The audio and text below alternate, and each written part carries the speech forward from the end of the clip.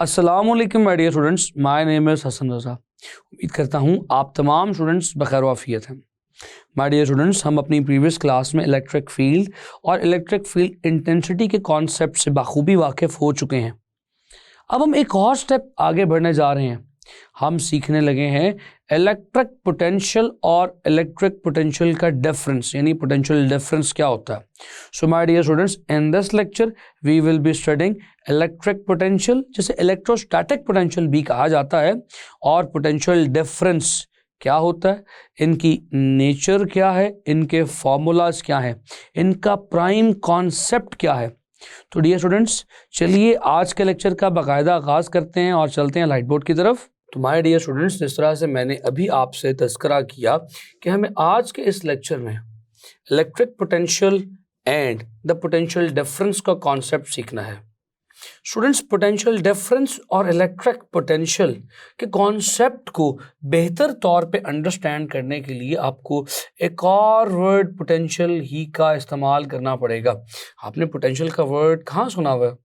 आपने पोटेंशियल का वर्ड अपनी 9th क्लास में एज अ पोटेंशियल एनर्जी सुना हुआ है। स्टूडेंट्स, अगर हम उस पोटेंशियल एनर्जी के कॉन्सेप्ट को रिकॉल कर लें तो वैसा ही कुछ कॉन्सेप्ट यहाँ पर भी इलेक्ट्रिक फील्ड के लिए अप्लाई होता है। ग्रेविटी में जो आपने पोटेंशियल एनर्जी पढ़ी थी वो क्या थी? आपने डियर स्टूडेंट्स ये कहा था कि हमारे पास अगर ग्राउंड पे, ज़मीन पे एक ऑब्जेक्ट पड़ा हो, लेट्स से ये मास m मास है। स्टूडेंट्स, इस वक्त इस मास m में इसकी पोजीशन की वजह से कोई एनर्जी नहीं है। So right now the mass m wants to be on the ground। ये ग्राउंड पे रहना चाहता है, इसके पास कोई और एनर्जी नहीं है। हम कहते थे इस वक्त इसकी पोटेंशियल एनर्जी ज़ीरो है। स्टूडेंट्स, हम ये कहते थे अगर हम इसे कुछ एनर्जी दें, हम इसे लिफ्ट करने के लिए अगेंस्ट द ग्रेविटी कुछ वर्क करें, तो जो वर्क हम इस पर कर रहे होंगे वो एनर्जी की सूरत में इसमें स्टोर होता जाएगा। चलिए इस बात को समझते हैं। हमने क्या कहा? स्टूडेंट्स देखिए, इस वक्त ये ग्राउंड पर है और ग्रेविटी इसे लगातार हमेशा नीचे की तरफ खींचती चली जाएगी। तो जैसे इलेक्ट्रिक फील्ड होती है वैसे ही ग्रेविटेशनल फील्ड भी होती है, जो हम अपनी 9th क्लास में पढ़ चुके हैं। तो gravitational field is always attracting this mass downward, but if we do some amount of work on this mass we will lift it up. हम इसे उठा लेंगे, इसे उठाने में कामयाब हो जाएंगे। तो डियर स्टूडेंट्स, हम इसे जितना वर्क देते जाएंगे, जितनी एनर्जी से देते जाएंगे, ये उतना किसी हायर पोजीशन के ऊपर आता जाएगा, उतनी एनर्जी इसमें स्टोर होती जाएगी। वो एनर्जी इसकी पोटेंशियल एनर्जी बनती जाएगी। सो किसी मास की ग्रेविटेशनल फील्ड में जो एनर्जी उसकी पोजीशन की वजह से होती है वो उसकी पोटेंशियल एनर्जी कहलाती है। कुछ इसी तरह का, इसी से मिलता जुलता कॉन्सेप्ट इलेक्ट्रिक फील्ड में भी है। तो डियर स्टूडेंट्स, चलिए मैं थोड़ा सा सिंपल करके आपको समझाने की कोशिश करता हूँ। ग्रेविटी का केस तो आप किसी सूरत किसी हद तक समझ चुके हैं, तो चलिए अब इलेक्ट्रिक फील्ड को भी समझने की कोशिश करते हैं। स्टूडेंट्स, इमेजिन कीजिए कि मेरे पास एक बड़ी सी प्लेट मौजूद है। This large plate contains positive charge uniformly distributed over its surface. इसकी सरफेस पे ढेर सारा पॉजिटिव चार्ज डिस्ट्रीब्यूट हुआ है। और dear students, I have got another plate, मेरे पास एक और प्लेट मौजूद है। लेट से वो यहाँ पर इसके करीब ही, इसी के नीचे, इसी के पास मौजूद है। स्टूडेंट्स, इस प्लेट पर ढेर सारा नेगेटिव चार्ज यूनिफॉर्मली डिस्ट्रीब्यूटेड है। स्टूडेंट्स, अगर इन दो प्लेट्स को आप इमेजिन करें तो हमारे प्रीवियस लेक्चर के कॉन्सेप्ट को अप्लाई करें, क्या यहाँ पे इलेक्ट्रिक फील्ड होगी? यस, इलेक्ट्रिक फील्ड होगी। इलेक्ट्रिक फील्ड इंटेंसिटी को रिप्रेजेंट करवाने के लिए जो लाइंस ड्रॉ की जाती हैं उन्हें इलेक्ट्रिक फील्ड लाइंस कहते हैं, and they are always from positive to the negative. तो कुछ इस तरह से इलेक्ट्रिक फील्ड लाइंस के तहत हम इलेक्ट्रिक फील्ड की डायरेक्शन को रिप्रेजेंट कर सकते हैं। ये जो इलेक्ट्रिक फील्ड लाइंस हैं ये डाउनवर्ड है। स्टूडेंट्स, नाउ मेरा आपसे एक सवाल है कि जिस तरह से ग्रेविटी में एक मास पड़ा हुआ था वो प्रेफरेबली किस पोजीशन पर था? आपने कहा था लोएस्ट पोजीशन पे, ग्राउंड पे मौजूद था, जहां पे उसके पास कोई पोटेंशियल, उसकी पोजीशन की वजह से एनर्जी नहीं है। स्टूडेंट्स, इसी इलेक्ट्रिक फील्ड के अंदर पॉजिटिव और नेगेटिव प्लेट के अंदर अगर मैं एक पॉजिटिव चार्ज रख दूं तो that unit positive charge where it will go, कहां जाएगा वो? स्टूडेंट्स, वो यूनिट पॉजिटिव चार्ज जाना पसंद करेगा हमेशा इस नेगेटिव प्लेट पे, क्योंकि जैसे ये मास इस अर्थ की सरफेस से अट्रैक्ट होता है because of the gravitational field, इसी तरह से ये यूनिट पॉजिटिव चार्ज इस नेगेटिव प्लेट की तरफ अट्रैक्ट होता है because of this electric field. Students, ये यूनिट पॉजिटिव चार्ज हमेशा यहां पड़ा रहेगा, ये कभी भी, बहुत इंपॉर्टेंट बात करने लगा हूं, खुद उठकर इस पॉजिटिव प्लेट की तरफ नहीं जाएगा। जैसे ये ब्रिक कभी भी खुद ग्राउंड से उठ के ऊपर हवा में नहीं उठना शुरू करेगी, वैसे ये पॉजिटिव चार्ज भी इस नेगेटिव प्लेट पर स्टिक किया रहेगा। अगर मैं इस पॉजिटिव चार्ज को लिफ्ट करना चाहता हूं तो my dear students, I need to give some work to this positive charge. देखिए, ये पॉजिटिव चार्ज इस नेगेटिव प्लेट पे जुड़े रहना चाहता है, लेकिन मैं इसे लिफ्ट करना चाहता हूं, तो इसे लिफ्ट करने के लिए मुझे कुछ वर्क करना पड़ेगा। वर्क मींस फोर्स लगानी पड़ेगी अगेंस्ट द इलेक्ट्रिक फील्ड, और उस फोर्स के साथ इस चार्ज को कुछ डिस्प्लेसमेंट तय करना पड़ेगा। सो आप जानते हैं वर्क क्या है, force into displacement. So my dear students, I need to give some work to this unit positive charge in order to bring it from this lower position to some of its higher position। यहां तक लाने के लिए मुझे इसे कुछ work देना पड़ेगा। स्टूडेंट्स, अगर मैं इसे थोड़ा सा कम वर्क दूंगा, कम एनर्जी प्रोवाइड करूंगा, तो ये थोड़ा फासला तय करके थोड़ा सा हायर एनर्जी पर आएगा। अगर मैं इसे ज्यादा एनर्जी दूंगा, ज्यादा वर्क इस पर करूंगा, इसे जोर से पुश करता हुआ ले जाऊंगा, तो ये हो सकता है किसी और हायर पोजीशन पर आ जाए। माय डियर स्टूडेंट्स, मैं इसे जितना भी पुश करूंगा, जितना भी वर्क इस पे करूंगा, वो इसमें इसकी एनर्जी की सूरत में स्टोर होता चला जाएगा। लेकिन इंपॉर्टेंट चीज यहां पर यह है कि मैं वर्क कितना कर रहा हूं। स्टूडेंट्स, इस यूनिट पॉजिटिव चार्ज पे जितना भी काम किया जाए, इसे एक पॉइंट से उठा के दूसरे पॉइंट तक ले जाने के लिए that work per unit charge is called as potential difference between these two points. वो इन दो पॉइंट्स के दरमियान पोटेंशियल का डिफरेंस कहलाएगा। तो dear students, let's define this potential difference. बहुत इंपॉर्टेंट बात करने लगा हूं, पोटेंशियल डिफरेंस को डिफाइन करने लगा हूं। दो डेफिनेशंस आपके साथ शेयर करूंगा, एक ये वाली भी, और फिर बुक के टर्म्स में कैसे एक्सप्लेन किया गया वो भी आपके सामने रखूंगा। तो चलिए पहले इस कॉन्सेप्ट को जरा अंडरस्टैंड करते हैं। पोटेंशियल डिफरेंस क्या है? तो my dear students, potential difference ये है amount of work done on the unit positive charge in order to bring it from one point to another point। चलिए लिखते हैं, amount of work done on a unit positive charge to bring it from one point to another is called potential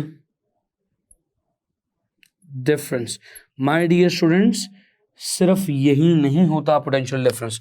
potential difference को एक और तरीके से भी define किया जा सकता है। स्टूडेंट्स, वो तरीका क्या है? देखिए, जैसे मैं इस ब्रेक पर कुछ काम करूं और इसे लिफ्ट करके इस पॉइंट तक ले आऊं, जैसे ही मैं इसे इस पॉइंट पर लाकर रिलीज करूंगा तो dear students, because of its potential energy this brick will start moving down. जितनी एनर्जी मैंने पोटेंशियल एनर्जी की फॉर्म में इसमें स्टोर की होगी वो रिलीज होना शुरू हो जाएगी in the form of kinetic energy. इसी तरह से माय डियर क्यूरियस स्टूडेंट्स, आपने इस क्यू को एक पॉइंट से उठा के इलेक्ट्रिक फील्ड के अगेंस्ट दूसरे पॉइंट तक ले जाने के लिए जो काम किया है वो इसकी पोटेंशियल एनर्जी बन चुका है। जब आप इसे रिलीज करेंगे तो जो पोटेंशियल एनर्जी आपने वर्क करके इसमें स्टोर करवाई होगी that potential energy will be released. वो पोटेंशियल एनर्जी ये क्यू चार्ज सप्लाई करेगा या रिलीज करेगा। तो आप माय डियर स्टूडेंट्स इसको कुछ इस तरह से भी डिफाइन कर सकते हैं, एनर्जी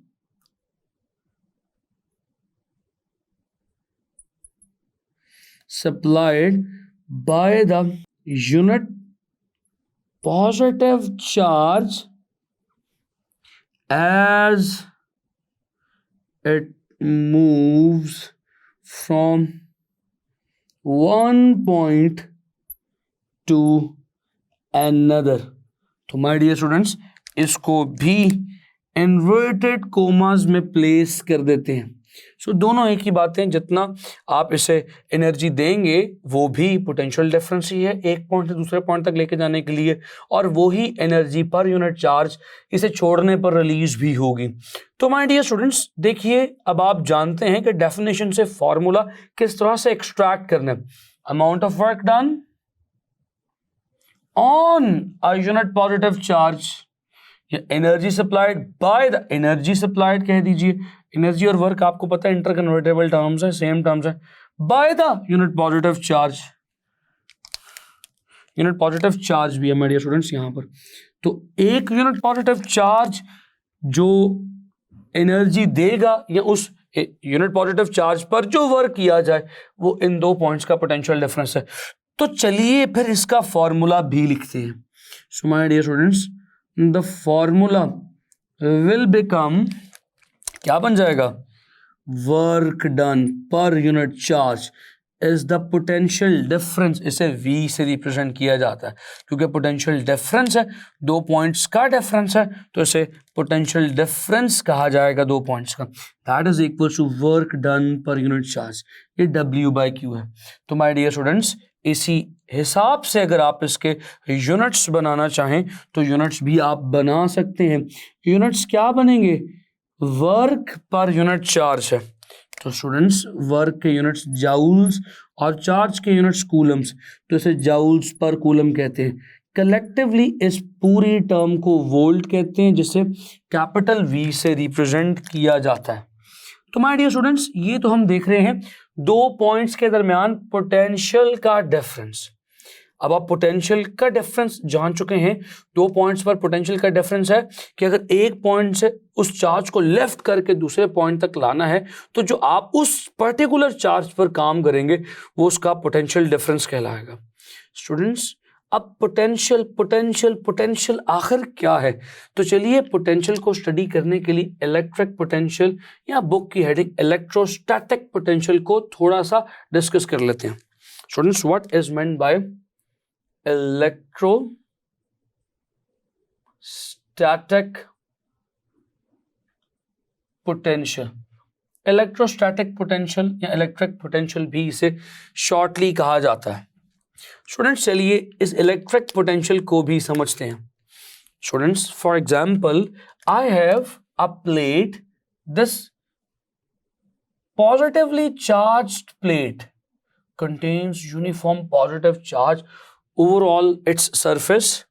अब एक और चार्ज बहुत दूर कहीं मौजूद है, इस पॉजिटिव प्लेट के एतबार से लेट से बहुत दूर वो इन्फिनिटी पर मौजूद है। हम कह देते हैं कि वो लेट से डियर स्टूडेंट्स यहाँ कहीं पर मौजूद है, ये positive unit charge. My dear students इस पॉजिटिव यूनिट चार्ज को इस एक इन्फिनिटी के पॉइंट से उठा के आपको अगर लाना पड़ जाए इसे इलेक्ट्रिक फील्ड में किसी दूसरे खास पॉइंट तक, तो स्टिल आपको वर्क करना पड़ेगा। तो माय डियर स्टूडेंट्स, इस यूनिट पॉजिटिव चार्ज को इन्फिनिटी पे किसी बहुत दूर दराज किसी पॉइंट से उठा के इस खास पॉइंट तक इलेक्ट्रिक फील्ड के अगेंस्ट लाने के लिए जो काम करना पड़ेगा वो इसका इलेक्ट्रिक पोटेंशियल कहलाएगा। Dear students, electric potential is very simple. Electric potential में हम चार्ज को किसी इन्फिनिटी के बहुत दूर किसी पॉइंट से उठा के इलेक्ट्रिक फील्ड में किसी पॉइंट तक लाने की कोशिश करते हैं, और इस केस में हम जो वर्क कर रहे होते हैं वो हमारा क्या कहलाता है? इलेक्ट्रिक पोटेंशियल कहलाता है। तो माय डियर स्टूडेंट्स, इसी इलेक्ट्रिक पोटेंशियल के डिफरेंस को पोटेंशियल डिफरेंस कहते हैं। नाउ चलिए आसान कर लेते हैं इस बात को।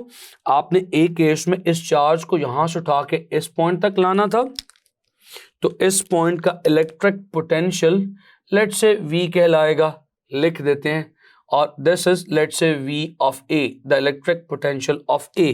और एक बार आपने इस चार्ज को इन्फिनिटी से उठा के my dear students let's say यहां तक लाना था, तो इस पॉइंट तक लाने के लिए जो काम आपको करना पड़ा, that work done per unit charge in order to bring this from infinity to certain point is the electric potential of this point let's say B। तो माय डियर स्टूडेंट्स, इन दोनों पॉइंट्स का पोटेंशियल डिफरेंस ही तो potential difference कहलाता है। इन्हीं दोनों points पर इस इलेक्ट्रिक पोटेंशियल के डिफरेंस को ही तो इलेक्ट्रिक पोटेंशियल डिफरेंस कहते हैं। सो माय डियर स्टूडेंट्स, इसी के लिए हमने लिखा था अभी delta V is equals to work done per unit charge.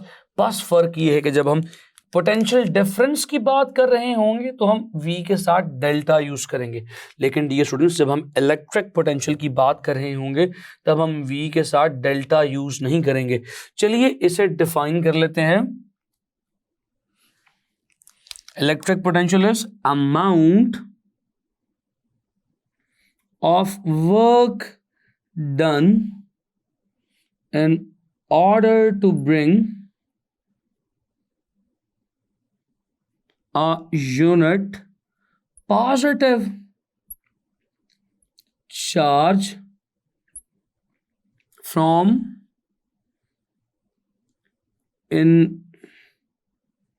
infinity to a point in an electric field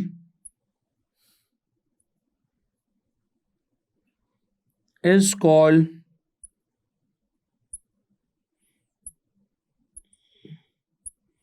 electric potential of that particular point। तो माय डियर स्टूडेंट्स, इसके फॉर्मूले में आप डिफरेंस यूज नहीं करेंगे क्योंकि उस एक पर्टिकुलर पॉइंट का पोटेंशियल होगा, तो आप लिखेंगे V is equals to W over Q। Same formula, since the definition is same तो फॉर्मूला भी तकरीबन सेम होगा। माय डियर स्टूडेंट्स, अब आपसे मेरा सवाल है कि A और B इन दोनों में से किस पॉइंट पर हमारे चार्ज के पास हाई पोटेंशियल एनर्जी होगी। देखिए आप इस Q को जब इस एक पॉइंट इनफिनिटी से रेज करेंगे और पॉइंट B तक लाएंगे तो आपको वर्क करना पड़ेगा, लेकिन माय डियर स्टूडेंट्स अगर आप इसी चार्ज को इस इन्फिनिटी के पॉइंट से लिफ्ट करके A तक लाएं तो आपको ज्यादा काम करना पड़ेगा। तो इसका मतलब ये हुआ कि हायर पोटेंशियल एनर्जी इन दोनों में से उसकी होगी जो पॉजिटिव प्लेट के ज्यादा करीब होगा, है ना स्टूडेंट्स। तो माय डियर स्टूडेंट्स, इसीलिए ये बात कही जाती है कि for unit positive charge positive plate is always set to be at higher potential. इसे हमेशा हायर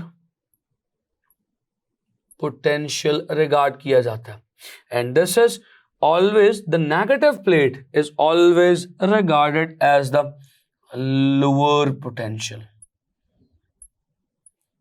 तो डियर स्टूडेंट्स, ये पोटेंशियल का कॉन्सेप्ट अब आपको क्लियर हो चुका है।